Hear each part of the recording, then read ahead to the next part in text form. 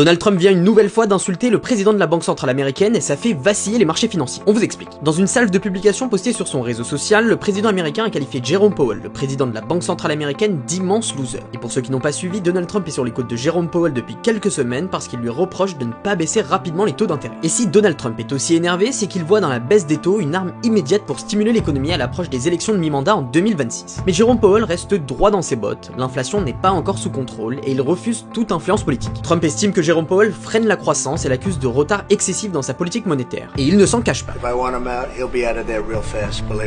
Et cette déclaration, qui remet en cause l'indépendance sacrée de la Banque Centrale Américaine, fait trembler les investisseurs. Le dollar a chuté de plus de 1% face au yen et à l'euro, atteignant des niveaux inédits depuis 2021, les indices boursiers américains ont dégringolé, et le taux d'emprunt des États-Unis a grimpé, signe d'une tension sur la dette. Aujourd'hui, la menace de licenciement de Powell, même si elle serait juridiquement contestable, est prise au sérieux par les marchés financiers. L'indépendance de la Banque Centrale Américaine est un pilier de la stabilité économique américaine et mondiale, et l'avoir menacée renforce l'incertitude autour de la politique économique de Donald Trump, déjà critiqué pour sa guerre commerciale. Bref, Donald Trump joue la carte de la croissance à tout prix, quitte à piétiner les institutions. Mais à force de pression politique, il risque aussi de fragiliser la crédibilité du système financier américain et d'effrayer les investisseurs à long terme.